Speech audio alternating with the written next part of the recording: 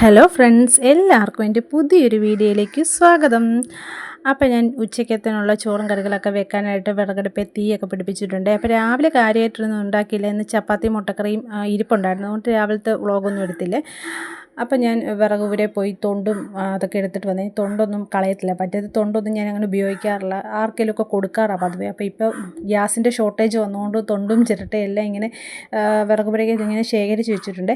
അപ്പോൾ ഇന്ന് പച്ചക്കറിയൊക്കെ മേടിച്ചായിരുന്നു. ഇനി അതെല്ലാം കട്ട് ചെയ്ത് ഫ്രിഡ്ജിൽ കയറ്റി വെക്കണം. പിന്നെ ഇന്ന് കറിക്ക് കിട്ടിയത് കിളിമീനാണ്. അപ്പോൾ അത് നന്നാക്കി മേടിച്ചുകൊണ്ട് വലിയ പണിയൊന്നുമില്ല. അപ്പോൾ അത് വെള്ളത്തിലെടുത്തിട്ട് അപ്പോൾ ഇന്ന് മോള് പറഞ്ഞ് മെഴുക്കുവരട്ടി വെച്ചാൽ മതി. അപ്പോൾ അവൾക്ക് വേണ്ടി അച്ചിങ്ങപ്പയർ എടുത്ത് ഞാൻ മെഴുക്കുവരട്ടി വെക്കാം. അപ്പോൾ കത്രിക വെച്ചിട്ട് പെട്ടെന്ന് അരിഞ്ഞെടുക്കാമെന്ന് വിചാരിച്ചു. അതാകുമ്പോൾ ഒരു 10 മിനിറ്റ് കൊണ്ട് പയർ കട്ട് ചെയ്തെടുക്കാൻ പറ്റുമേ.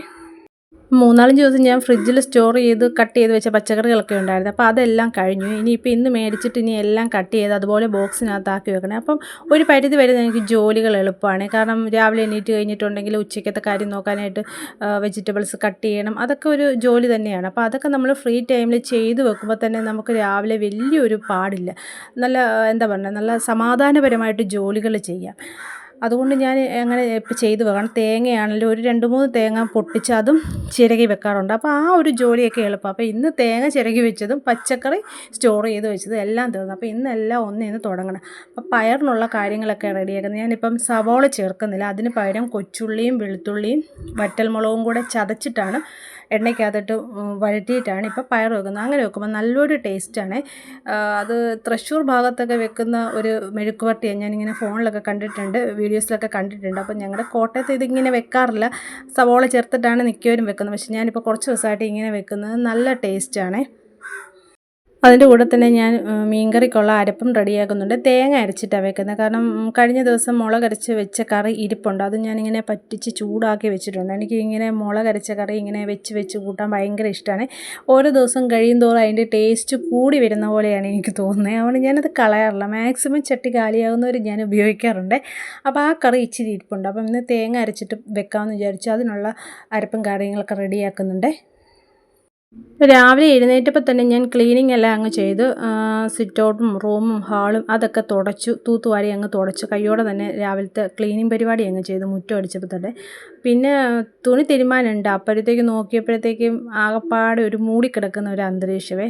അങ്ങനെയാകുമ്പോൾ തന്നെ നമുക്ക് തുണി കഴുകാനൊക്കെ മടി വരും. അതുകൊണ്ട് തുണി ഇന്ന് വാഷിങ്ങിന് ഇടുന്നില്ല, നാളെ കഴുകാമെന്ന് വിചാരിച്ചു. അപ്പം ബാക്കിയുള്ള കാര്യങ്ങളൊക്കെ ചെയ്യാമെന്ന് പറഞ്ഞു. അപ്പോൾ ക്ലീനിങ് കഴിഞ്ഞ് ഈ അടുക്കളയുടെ ക്ലീനിങ് എന്ന് വെച്ച് കഴിഞ്ഞാൽ കുക്കിങ് കഴിഞ്ഞിട്ടേ ഞാൻ ക്ലീൻ ചെയ്യാറുണ്ട്.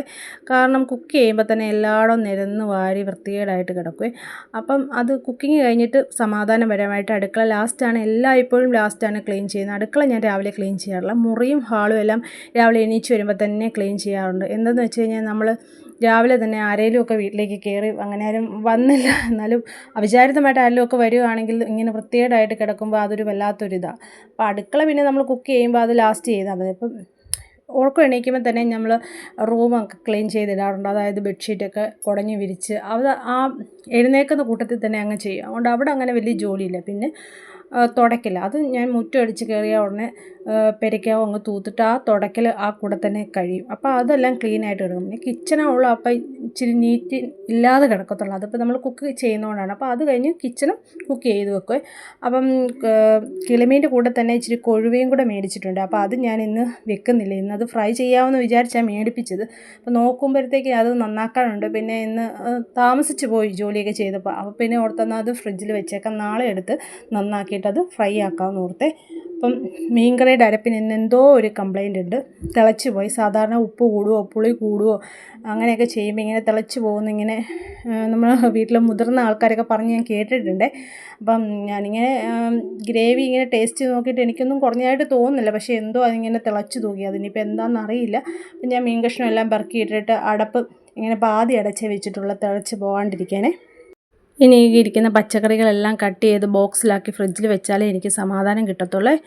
പിന്നെ മീൻ വറുക്കാനുള്ളത് എടുക്കുന്നുണ്ട്. അപ്പം ഞാൻ ആദ്യം തന്നെ അതിനുള്ള പേസ്റ്റ് റെഡിയാക്കിയിട്ട് മീൻ അതിലേക്ക് വരഞ്ഞിടാമെന്ന് വിചാരിച്ചു. എന്നാന്ന് വെച്ചാൽ എപ്പോഴും ഞാൻ മീൻ ഇട്ടിട്ട് കഴുകി പ്ലേറ്റിലിട്ടിട്ട് അതിൻ്റെ മുകളിലേക്കാണ് അതിനുള്ള പേസ്റ്റ് ഇടുന്നത്. അപ്പം എല്ലാ മീനിലും എനിക്ക് എന്തോ ഉപ്പ് ചില മീനിൻ്റെ അകത്ത് കൂടുതലും ചിലതിൻ്റെ അകത്ത് കുറവൊക്കെ ഫീൽ ചെയ്യുന്നുണ്ട്. അപ്പോൾ ഇങ്ങനെ ആദ്യമേ തന്നെ പേസ്റ്റ് ഉണ്ടാക്കിയിട്ട് മീൻ അതിൻ്റെ അകത്തിട്ട് തേച്ചെടുക്കുകയാണെങ്കിൽ എല്ലാം ഒരേ ടേസ്റ്റിൽ കിട്ടുമെന്ന് തോന്നുന്നു. അപ്പം ഇപ്പോൾ കുറച്ച് ദിവസമായിട്ട് ഞാൻ ഇങ്ങനെയാണ് ചെയ്യുന്നത്. അപ്പോൾ വറക്കാനുള്ള മീനും കൂടെ എല്ലാം തേച്ച് പുരട്ടി അത് 1 മണിക്കൂർ റെസ്റ്റ് ചെയ്യാൻ വെക്കാമെന്ന് ഓർത്ത് അതിനുള്ള അരപ്പൊക്കെ റെഡിയാക്കി അതും തേച്ച് വെക്കുന്നുണ്ട്.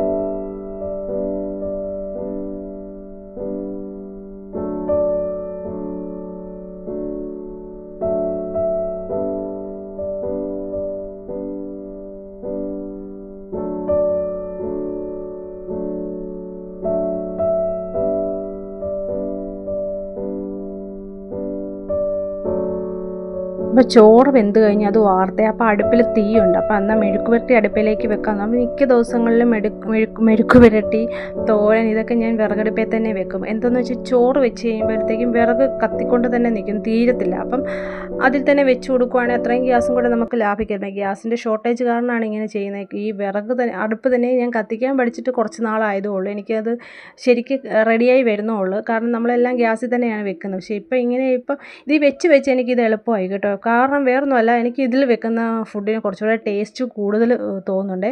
ഇപ്പോൾ പണ്ടത്തെയൊക്കെ ഒരു ഫുഡിൻ്റെയൊക്കെ ഒരു ടേസ്റ്റ് ഇപ്പം നമ്മൾ ഗ്യാസിൽ വെക്കുന്നതൊന്നും വലിയ ടേസ്റ്റും ഗുണമൊന്നുമില്ല.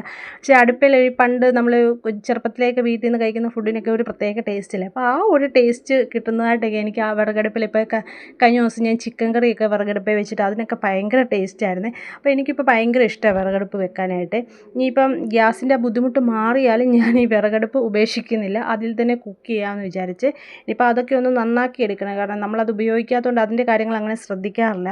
ഇനിയിപ്പോൾ അതൊന്ന് റെഡിയാക്കി അവിടെ ഒന്ന് നന്നാക്കിയൊക്കെ എടുക്കണം.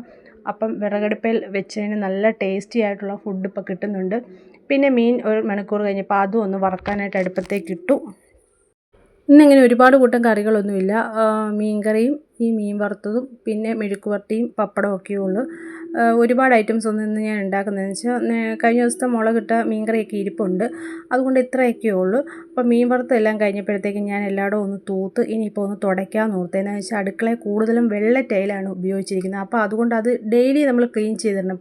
ഇപ്പം ക്ലീൻ ചെയ്താലും രാത്രിയിലേക്കുള്ള പലഹാരങ്ങളൊക്കെ ഉണ്ടാക്കാൻ ഞാൻ രാത്രിയും കുക്ക് ചെയ്യാൻ കയറാറുണ്ട്. അത് കഴിയുമ്പോഴും ഇതുപോലെ വൃത്തികേടാവും.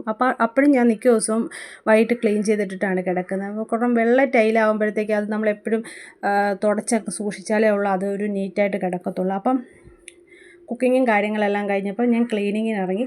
അടുക്കളയെല്ലാം തുടച്ചു, കൗണ്ടർ ടോപ്പ് എല്ലാം ക്ലീൻ ചെയ്തു, പാത്രങ്ങളെല്ലാം കഴുകി അത്യാവശ്യം ഒന്ന് ക്ലീനാക്കി വെച്ചു.